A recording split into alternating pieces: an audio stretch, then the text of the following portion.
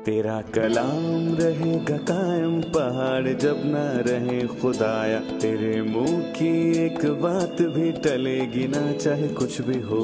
तेरी मान दिए है जिंदा सोने से भी कीमती, मेरा दिल ये दे गवाही है ये किताब अज़ीम। नाज़िल करे अपना कलाम, शिकस्ता दिलों को सुकून मिले, तारीकी दूर हो मेरी राहें रोशन कर। दिल अपना कलाम कसरत से ए खुदा बदल दे, रिहाई दे कसरत से फल मिलाओ। कलाम रहेगा कायम पहाड़ जब ना रहे खुदाया, तेरे मुंह की एक बात भी टलेगी ना चाहे कुछ भी हो। अजीज नाजरीन, मैं अयाज ज़रीफ आप तमाम देखने वालों को हमारे रोज़ के बाइबली मुतालियाती प्रोग्राम की नई किस्त में खुशामदीद कहता हूँ। अजीज़ों, आज हम ज़बूर की किताब की आखिरी किस्त पर पहुँच चुके हैं और आज हम इस किताब में से ज़बूर 149 और ज़बूर 150 का मुताला करेंगे। प्रोग्राम के बाकायदा आगाज़ से पहले मैं खुदा के खादिम का खैर मकदम करूँगा। खुशामदीद भाई यूसुफ। शुक्रिया भाई। और स्टूडियो में आए दीगर मेहमानों को भी खुशामदीद। भाई यूसुफ, ज़बूर 149 है, खुदावंद की हम्द करो, खुदावंद के हजूर नया गीत गाओ और मुकद्दसों के मजमा में उसकी मदद सराई करो। इसराइल अपने खालिक में शादमान रहे, फरजंदाने सयून अपने बादशाह के सबब से शादमान हों। वो नाचते हुए उसकी सताइश करें, वो दफ और सितार पर उसकी मदद सराई करे, क्योंकि खुदावंद अपने लोगों से खुशनूद रहता है। वो हलीमों को निजात से जीनत बख्शेगा, मुकद्दस लोग जलाल पर फख्र करेंगे। वो अपने बिस्तरों पर खुशी से नगमा सराई करें, उनके मुंह में खुदा की तमजीद और हाथ में दो धारी तलवार हो। ये ज़बूर खुदा और उसके हजूर नए गीत के मुतल्लिक है। मुझे नए गीत का मतलब बताइए। खुदा उनके हजूर नया गीत गाओ।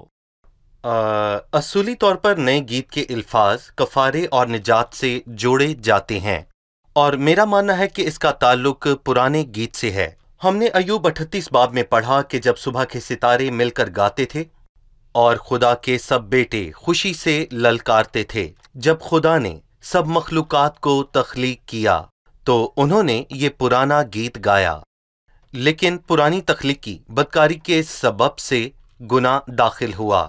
इसीलिए खुदा चाहता था कि फिदिया दिया जाए और फिदिया देने के नतीजे में हम ये पढ़ते हैं कि आसमान पर जाकर हम नया गीत गाएंगे। और हम नया गीत गाएंगे क्योंकि ये हमारे लिए खुदावंद की निजात और फिदिये के मुतल्लिक है। लिहाजा फिदिया के नतीजा में हम नए हो गए, उसने हमें नया बना दिया, इसलिए नया गीत जरूरी है। सही।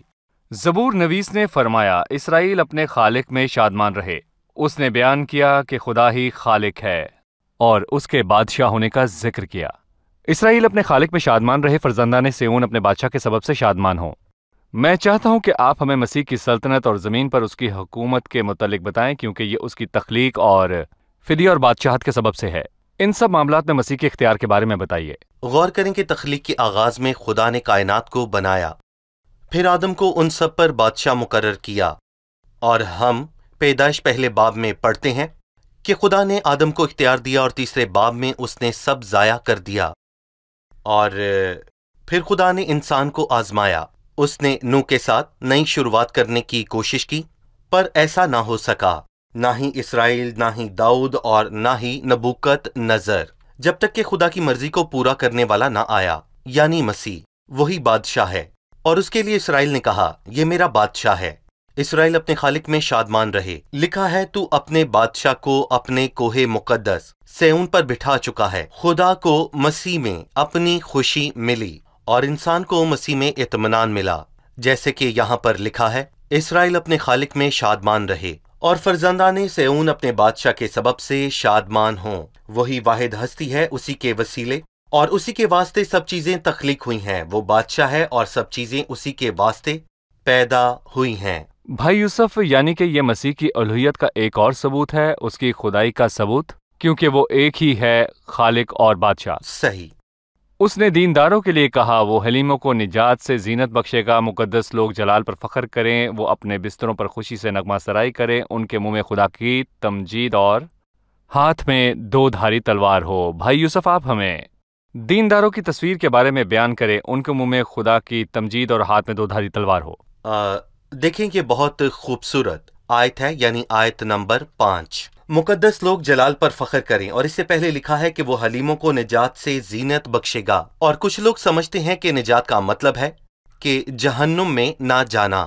फिर जीनत कहाँ गई? रौनक और जीनत तभी है जब हम ईमानदारी से जिंदगी बसर करें और हर बात में मुनज्जी खुदा की तालीम की रौनक हो, और इसीलिए खुदा हलीमों को निजात की जीनत बख्शेगा और वो गुनाह से निजात देता है। और तो उसका नाम यीशु रखना, वही अपने लोगों को उनके गुनाहों से निजात देगा, जहन्नुम से नहीं। हाँ, वो हमें जहन्नुम से बचाता है, लेकिन इससे पहले वो हमें गुनाहों से बचाता है। वो हलीमों को निजात से जीनत बख्शेगा जब इंसान रास्ती, दीनदारी और वफादारी से जिंदगी बसर करे। यही हकीकी जीनत है। खुदा हलीमों को निजात से जीनत बख्शेगा, ज़ाहिरी नहीं बल्कि बातनी तौर पर भी। मुकद्दस लोग खुदा के जलाल पर फख्र करें और अपने बिस्तर पर खुशी से नगमा सराई करें, और उनके मुंह में खुदावंद अपने खुदा की तमजीद हो। और जब वो गाएं तो ऊंची आवाज से गाएं, उनके मुंह में खुदा की तमजीद हो, यानी कि वो ऊंची आवाज में गीत गाएं। और हाथ में दो धारी तलवार हो।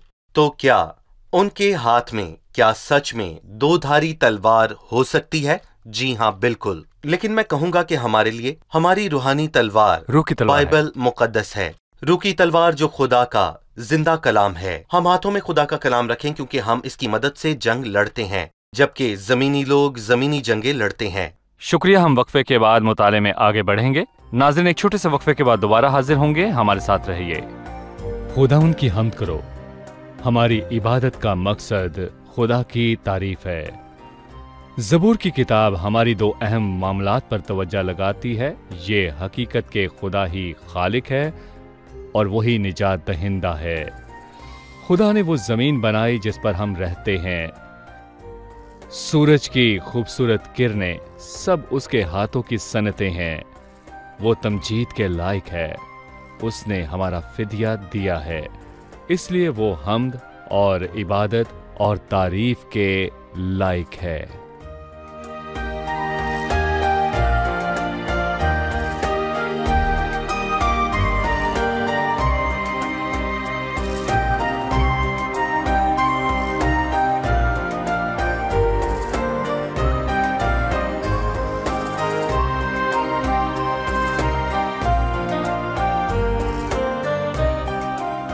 खुशामदीद नाजरीन, हम आपकी खिदमत में दोबारा हाजिर हैं। आइए ज़बूर 150 के मुताले में आगे बढ़ते हैं। भाई यूसुफ, ज़बूर 150 में क्या लिखा है? मैं इसे हम्द की इंतहा कहता हूँ। जैसे साल्टर में 150 मोती होते हैं और इसमें बहुत से बड़े मोती हैं, और ये सबसे बड़ा है। ये हम्द के ज़बूर में से सबसे आखिरी ज़बूर है, और ये हम्द करो से शुरू हुआ और खुदा की हम्द पर ख़त्म हुआ। और इसमें हम्द का लफ्ज 11 मरतबा दोहराया गया है। ये ज़बूर बहुत छोटा सा ज़बूर है, पर 11 मरतबा हम्द को दोहराया गया है। खुदा की हम्द करो, खुदाम की हम्द करो, खुदाम की हम्द करो।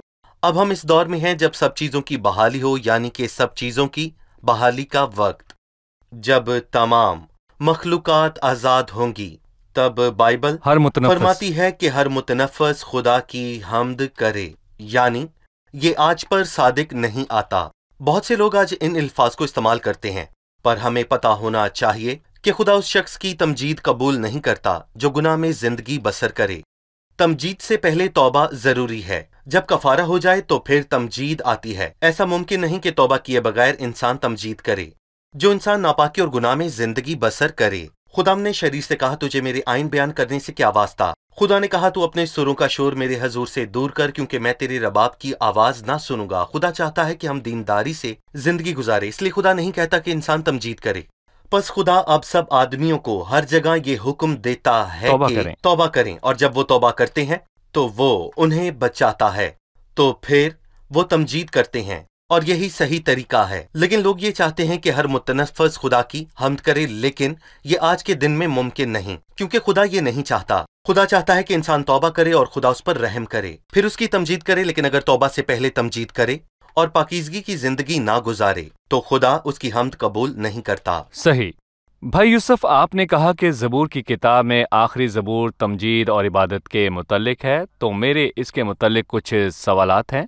تاکہ ہم زبور کی کتاب کے مطالعے سے زیادہ مستفید ہوں عبادت کے متعلق۔ آپ مجھے عبادت اور حمد کے معنی بتائیے۔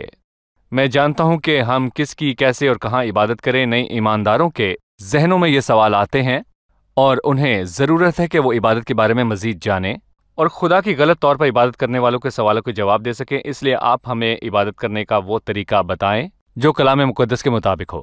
جی، خدا کی عبادت میں اس کی تعریف کرنا شامل ہے، اور میں کہوں گا کہ ہماری قربانیوں اور پرانے عہد نامے کی قربانیوں میں فرق موجود ہے۔ یہ جانور کا خون بہانے کی قربانی نہیں، کیونکہ مسیح کی قربانی کافی ہے۔ ہم مسیح یسوع کے وسیلے روحانی قربانیاں چڑھاتے ہیں جو کہ خدا کے نزدیک مقبول ہوں۔ پس ہم اس کے وسیلے سے حمد کی قربانی خدا کے لیے چڑھایا کریں۔ دعا ایک قربانی ہے۔ عقیدت اور خود کو وقف کرنا اور دینا یہ ایک قربانی ہے، اور یہ روحانی قربانیاں ہیں، اور ہم ایک کاہن ہوتے ہوئے خداوند کے حضور یہ قربانیاں چڑھاتے ہیں، اس لیے کہ خدا ایسی قربانیوں سے خوش ہوتا ہے، اور ہمیں چاہیے کہ ہم خود میں، اور میں کہوں گا کہ پرانے عہد نامے کے مقدسین میں فرق کریں۔ وہ اپنی عبادت خالص زمین یا جغرافیائی جگہ پر کیا کرتے تھے، پر خداوند نے سامری عورت سے یہ کہا کہ میری بات کا یقین کر، تم نہ تو اس پہاڑ پر باپ کی پرستش کرو گے نہ یروشلم میں۔ اس کے لیے جغرافیائی جگہ درکار نہیں، اس کے لیے روحانی حالت کا ہونا ضروری ہے۔ سچے پرستار خداوند کی پرستش روح اور سچائی سے کریں گے۔ خدا روح ہے، اور ہم یہ نہ سوچیں کہ وہ ہماری طرح ہے جو بخور جلنے کی خوشبو کو سونگھے۔ بے شک یہ پرانے عہد نامے میں عبادت اور دعا کرنے کی نشانی ہوا کرتی تھی، اونٹ سے بھرے ہوئے پیالے۔ یہ مقدسوں کی دعائیں ہیں، اور یہ بھی نہ سوچیں کہ خدا موسیقی سے خوش ہوتا ہے، کیونکہ خدا روح ہے، اور ہمیں یہ چاہیے کہ ہم اس کی پرستش روح اور سچائی سے کریں، کیونکہ خدا روح ہے۔ یعنی ہماری عبادت روحانی ہو جو نئی فطرت سے آئے، وہ روح القدس کے کام کی بدولت ہو یا پھر روحانی شخصیت سے آئے۔ یہ ہمارے اندر ہے، اور ہم اسے پاک روح کہتے ہیں۔ یہ وہ روح ہے جو انسان کی نئی فطرت یا انسانی روح ہوتی ہے۔ سو ہم جسمانی نہیں بلکہ روحانی پرستش کریں۔ یہ رسمی یا جسمانی یا نامی عبادت نہ ہو، بلکہ آپ کی عبادت ایک روحانی عبادت ہو۔ تب ہم خدا کی عبادت کریں اور حمد اور عبادت کی قربانی اس کے حضور چڑھائیں۔ ہماری قربانی روحانی ہے کیونکہ ہم کاہن ہیں، سب ایماندار کاہن ہیں، ہم پاک مقام میں عبادت کرتے ہیں، ہم خدا کی حضوری میں اس کی عبادت کرتے ہیں۔ ان سب خیالات سے نئے عہد نامے کی عبادت بیان ہوئی۔ بھائی یوسف بتائیے کہ خدا کس بنیاد پر یہ قربانیاں قبول کرتا ہے، اور خدا عبادت کو کیسے قبول کرتا ہے؟ خدا ہر طرح کی عبادت قبول کرتا ہے یا اس کی کچھ شرائط ہیں؟ پہلے پطرس کے دوسرے باب میں مقبول کا لفظ آیا ہے۔ ایسی روحانی قربانیاں چڑھاؤ جو یسوع مسیح کے وسیلے سے خدا کے نزدیک مقبول ہوں۔ ہم نے کہا کہ سب ایماندار کاہن ہیں، تو پھر سردار کاہن کون ہے جو ہماری عبادت اور قربانیاں لے کر ان کو خدا کے حضور دیتا ہے، اور یسوع مسیح کے وسیلے سے خدا کے نزدیک مقبول ہوتی ہیں۔ پس ہم اس کے وسیلے ہر وقت قربانیاں چڑھایا کریں۔ جو بھی مسیح کے وسیلے سے خدا کی عبادت نہ کرے، اس کی وہ عبادت قبول نہیں، بے شک وہ وفادار ہو۔ اگر وہ وفادار ہو تو روح القدس اس کے ذہن کو روشن کرے گا تاکہ وہ سمجھ جائے، اور اگر وہ وفادار نہ ہو تو وہ بلا وجہ خود کو تھکاتا ہے۔ بھائی یوسف، جس ترتیب کے متعلق آپ نے ہمیں بتایا کہ انسان پہلے توبہ کرے، پھر صلیب پر مسیح کے کام کو قبول کر کے اپنے گناہوں کا اقرار کرے، اپنی ذاتی زندگی میں مسیح کو قبول کرے، اس کے بعد وہ مسیح یسوع میں نئی مخلوق اور کاہن ہوگا تاکہ وہ خدا کی عبادت کرے اور خدا یسوع مسیح کے وسیلے سے خدا کے حضور قربانیاں چڑھائیں۔ بھائی، میں نے ٹھیک کہا؟ چلیے مہمانوں سے سوال جانتے ہیں۔ زبور 150، یہاں قربانیوں کا ذکر ہوا، یہ خون بہانے والی قربانی نہیں بلکہ روحانی قربانیوں کی بات ہوئی۔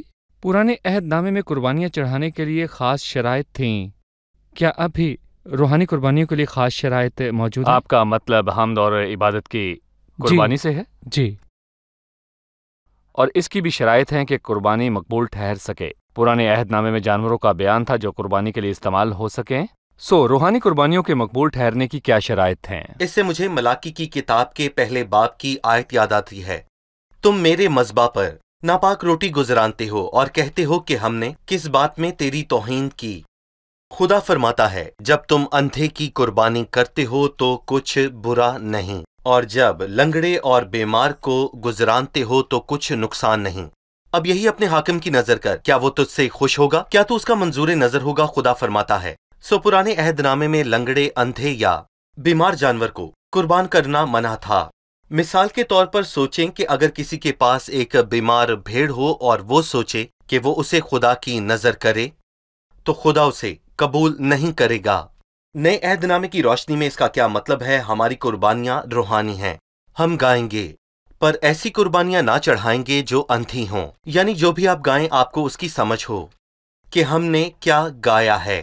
اگر آپ کہیں کہ اے خداوند میری زندگی لے لے اور اپنی زندگی نہ سونپیں تو یہ اندھی قربانی ہے یا لنگڑی قربانی ہے، یعنی آپ دیندار زندگی نہ گزاریں اور لوگوں کا حق چھینیں اور اسی میں سے خدا کی دے یکی لائیں تو خدا کو آپ کی دے یکی قبول نہیں، اس کو آپ کے پیسے نہیں چاہیے، یہ لنگڑی قربانی ہے۔ اور بیمار قربانی یہ ہے کہ اگر آپ گرجا میں موجود ہوں اور آپ کو نیند آ رہی ہو تو کیا خدا آپ کی قربانی قبول کرے گا؟ خدا آپ کی قربانی کو قبول نہیں کرے گا۔ اسی لیے روحانی قربانی میں بھی اندھے، لنگڑے اور بیمار اور چوری کی قربانی قبول نہیں۔ جب آپ روحانی قربانی گزرانے تو خداوند کو بہترین چیزیں دیں، وہ چیزیں دیں جو آپ کی سب سے بہترین ہیں۔ خداوند کو اپنا دل اور دماغ دیں، پورے ہوش میں ایمانداری کے ساتھ، کیونکہ خداوند ہمارے منہ سے وہ الفاظ نہیں سننا چاہتا جن کو ہم اہمیت نہ دیں۔ خداوند یہ نہیں چاہتا۔ صحیح، شکریہ بھائی یوسف۔ ہم وقفے کے بعد اپنے مطالعے میں آگے بڑھیں گے۔ ناظرین، ملتے ہیں ایک چھوٹے سے وقفے کے بعد، ہمارے ساتھ رہیے۔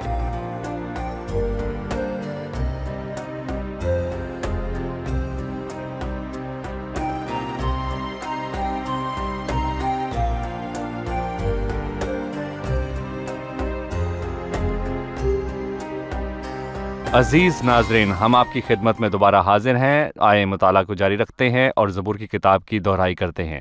بھائی، ہم نے زبور 150 کا مطالعہ کیا، پر ہم چاہتے ہیں کہ قسط کے اختتام سے پہلے آپ اس کتاب کی تقسیم اور اس کتاب کے مرکزی خیالات کی دہرائی کریں۔ زبور کو لکھنے والے کون تھے؟ ہمیں ان باتوں کے متعلق بتائیں۔ دیکھیں بھائی، پہلی بات یہ ہے کہ یہ بائبل مقدس کی سب سے بڑی کتاب ہے، یہ بائبل کی سب سے مشہور کتاب ہے، اور اس میں 150 زبور ہیں، اور اس کا آغاز مبارک سے ہوا ہے اور اس کا اختتام خداوند کی حمد پر ہوا ہے، اور مبارک کا لفظ ظاہر کرتا ہے کہ خدا نے لوگوں کو برکت دی، اور حمد کرو یعنی خدا کے لوگ خدا کی تمجید کریں۔ شروع ہے کہ مبارک ہے وہ آدمی، اور اختتام ہے خدا کی حمد کرو۔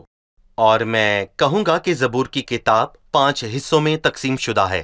یہ تقسیم قدیم اور خوبصورت ہے، اور یہ موسیٰ کی 5 کتابوں سے مماثلت رکھتی ہے۔ جیسے کہ میں کہوں گا کہ پیدائش، خروج، احبار اور گنتی اور استثنا ہیں، اور زبور کی پہلی کتاب زبور 1 تا 41 زبور ہے۔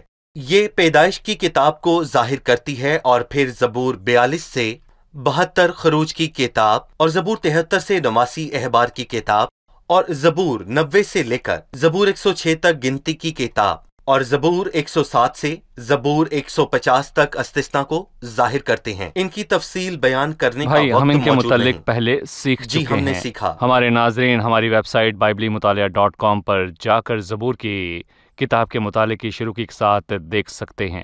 بالکل جی۔ زبور کی مشہور ترین تقسیم کچھ یوں ہے: مسیح کے متعلق زبور جو مسیح کا بیان کریں اور اس کے دکھ اور جلال کا بتائیں۔ نبیوں نے 2 چیزیں بتائیں، مسیح کا دکھ اور مسیح کا جلال۔ دکھوں کے 4 مشہور زبور ہیں، ان میں صلیب کی بات ہوئی ہے، جن میں زبور 22، 40، 69 اور زبور 118 ہیں۔ ان میں مسیح کا ذکر ہوا ہے جب وہ صلیب پر تھا۔ اور جلال کے مشہور زبور زبور 2 اور 8 ہیں، اور ان میں مسیح کی بات ہوئی ہے کہ وہ کل کائنات کا بادشاہ ہے۔ ہمارا ایمان ہے کہ جیسے مسیح کے دکھوں کے زبور حرفہ پورے ہوں گے، تو میں یہاں پر کہوں گا کہ اس کی سلطنت کے زبور بھی حرفہ پورے ہوں گے۔ حرفن۔ جی، زبوروں کا ایک اور مجموعہ ہے جسے ندامت اور توبہ کے زبور کہتے ہیں، اور یہ 7 مشہور زبور ہیں۔ ان میں اکثر داؤد نے لکھے، اور ان میں اس نے گناہ کرنے کے بعد توبہ اور ندامت کی بات کی۔ یہ جاننا ضروری ہے کہ توبہ ان میں سے اہم ترین چیزوں میں سے ایک ہے جو خدا انسان سے چاہتا ہے۔ شریر اپنی راہوں کو ترک کرے اور بدکار اپنے خیالوں کو اور خدا کی طرف پھرے۔ یا پھر نئے عہد نامے میں پس خدا اب سب آدمیوں کو کہ توبہ حکم کریں۔ دیتا ہے۔ توبہ اور ایمان ایک سکے کے ہی دو پہلو ہیں۔ توبہ کرنا یعنی پیالے میں سے پرانا مادہ نکالنا، اور ایمان یعنی اس کو نئے طور پر بھرنا۔ تو خدا کے پاس آ کر خود کو خالی کریں، توبہ کریں اور ایمان کے ساتھ اس کے بھلائی اور کاموں کی کثرت پر بھروسہ رکھیں اور اس پر توکل رکھتے ہوئے آئیں، اور ان 7 زبوروں میں سے زبور 32 اور زبور 51 اور پھر زبور 102 130 اور پھر زبور 143 ہیں، اور اس کے بعد ایک اور مجموعہ ہے کچھ زبور مبارک ہے سے شروع ہوتے ہیں۔ یہ 5 زبور ہیں، ان کی ترتیب بہت خوبصورت ہے، اور سب سے پہلا زبور ہے زبور 1۔ مبارک ہے وہ آدمی جو شریر کی صلاح پر نہیں چلتا اور خطا کاروں کی راہ میں کھڑا نہیں ہوتا اور ٹھٹھا بازوں کی مجلس میں نہیں بیٹھتا۔ اور یہ زبور اور یہ برکت صرف ایک شخص کے متعلق ہے، یعنی کہ مسیح، جو نہ ایسے چلا، نہ کھڑا ہوا اور نہ بیٹھا۔ پر اس کے بعد زبور میں برکت میں ہمارا بھی حصہ ہے۔ مبارک ہے وہ شخص جس کی خطائیں بخشی جس کا گناہ ڈھانکا گیا، اور جس کا گناہ ڈھانکا گیا۔ مبارک ہے وہ آدمی جس کی بدکاری کو خدا حساب میں نہیں لاتا۔ ہم یہ برکت کیسے پائیں؟ زبور 41 میں لکھا ہے، مبارک ہے وہ جو غریب کا خیال رکھتا ہے، خداوند مصیبت کے دن اسے چھڑائے گا۔ زبور 1۔ مبارک ہے وہ آدمی یعنی مسیح۔ زبور 32۔ مبارک ہے وہ جس کی خطائیں بخشی گئیں۔ زبور 41۔ ہم یہ برکت کیسے پائیں؟ اور پھر اس کے بعد زبور 119 میں لکھا ہے، مبارک ہیں وہ جو کامل رفتار ہیں، جو خداوند کی شریعت پر عمل کرتے ہیں۔ ہاں، آپ فضل سے بچائے گئے ہیں۔ اب آپ کو کیا کرنا ہے؟ بائبل پڑھنی ہے اور اس کے مطابق چلنا ہے۔ اور پھر آخری زبور 128 ہے، مبارک ہے ہر ایک جو خدا سے ڈرتا ہے اور اس کی راہوں پر چلتا ہے، تو مبارک اور سعادت مند ہوگا۔ پھر خاندانی برکات آتی ہیں، تیری بیوی اور تیری اولاد، اور پھر تو سارے شہر کی بھلائی دیکھے گا۔ اور یہ اور طرح کا مجموعہ ہے، اور یہ زبور کا ایک اور مجموعہ ہے۔ میں یہاں پر مزید کہنا چاہوں گا کہ یہ داؤد کے زبور کہلاتے ہیں، پر اس کو لکھنے والا صرف داؤد نہیں ہے۔ صحیح۔ ان کو اور لوگوں نے بھی لکھا، جیسے کہ سلیمان اور موسیٰ، لیکن زبور کی کتاب کو صرف داؤد ہی نے لکھا۔ بالکل صحیح۔ بھائی یوسف، خداوند آپ کو برکت دے۔ آپ کے ساتھ زبور کی کتاب کا مطالعہ کر کے بہت ہی اچھا لگا۔ خداوند آپ کے ساتھ ہو۔ اب وقت ہے کہ ہم جانیں مہمانوں نے آج کیا سیکھا۔ قسط کے اختتام میں ہم جاننا چاہتے ہیں کہ آپ نے زبور 149 اور زبور 150 اور پوری زبور کی کتاب سے کیا کچھ سیکھا۔ میں کہنا چاہوں گا کہ اس کی شروعات میں خدا نے انسان کو برکت دی، اور آخر میں انسان نے اس کو جواب دیا۔ اس نے خدا کو مبارک کہا اور اس کی تمجید کی۔ بہت جلد اس کتاب کی آخری آیات پوری ہوں گی۔ ہر متنفس خداوند کی حمد کرے گا۔ آمین۔ زبور 149 ہے، وہ حلیموں کو نجات کی زینت بخشے گا۔ یہ سچ ہے کہ خداوند نے ہمیں بچایا، سو ہم خوش اور شادمان ہیں۔ اور میں کہنا چاہوں گا کہ یہ خوشی دینداری اور بھلائی کی زندگی کے ساتھ ہو۔ مجھے یہ بات پسند آئی کہ خدا کے حضور قربانی مقبول اور پاک اور بے عیب ہو، یعنی کہ ہم اپنی باتوں کے مطابق زندگی گزاریں۔ جب میں لوگوں میں روحانی اندھا پن دیکھوں تو مجھے بہت دکھ ہوتا ہے۔ میں نے سنا کہ کسی نے ایک بیوہ کا حق چھینا۔ اسے تو پیسوں کی ضرورت نہیں تھی بلکہ اس بیوہ کو تھی، اور آخر میں اس نے کہا کہ میں بیوہ کو پیسے واپس نہیں کروں گا بلکہ میں چرچ میں عطیہ دوں گا۔ اس نے وہ بیوہ کو نہیں دیے۔ اسے لگا کہ اس نے خدا کی فرما برداری کی اور قربانی چڑھائی، پر یہ قربانی خدا کے حضور مقبول بالکل نہیں۔ یہ بہت ہی اچھی بات ہے کہ زبور کی کتاب کا اختتام حمد پر ہوا، اور 150 زبور میں لکھا ہے خداوند کی حمد کرو، اور یہ بار بار دہرایا۔ شاید ہم مصیبت کے دور میں سے گزر رہے ہوں یا ویرانے میں سے گزر رہے ہوں، تو بھی اس سفر کا اختتام حمد پر ہوتا ہے، اور اس کے آخر میں ابدی تمجید ہے۔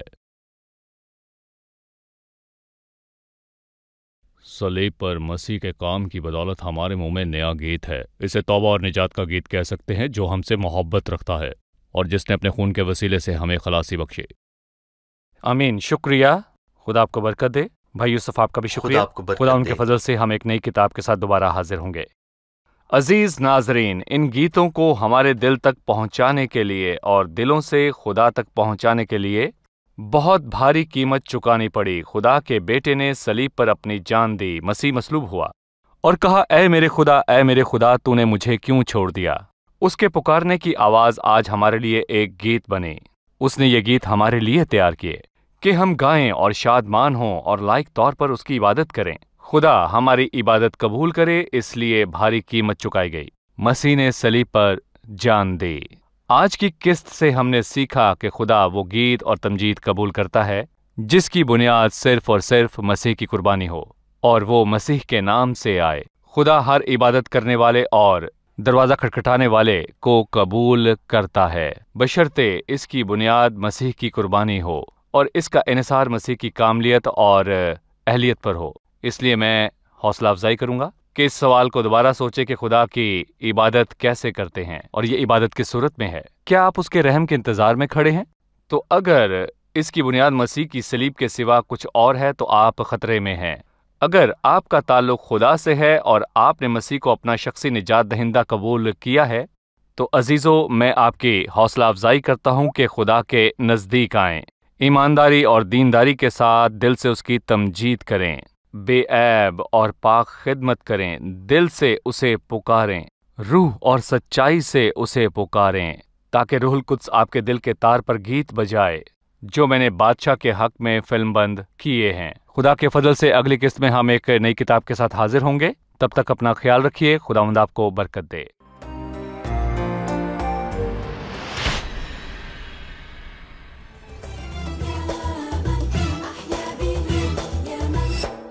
يا من أحيا به أوجد من أجلي ولقصدي أتاني سلمت دفاتي فقد سفينتي أثق بك إيماني يا من أحيا به أوجد من أجلي ولقصدي أتاني سلمت دفتي فقد سفينتي أثق بك إيماني أسبحك بقلب اشتهى دوما حضورك وأعبدك ربي للمنتهى طلباتي مجدك أسبحك بقلب اشتهى دوما حضورك وأعبدك ربي للمنتهى طلباتي مجدك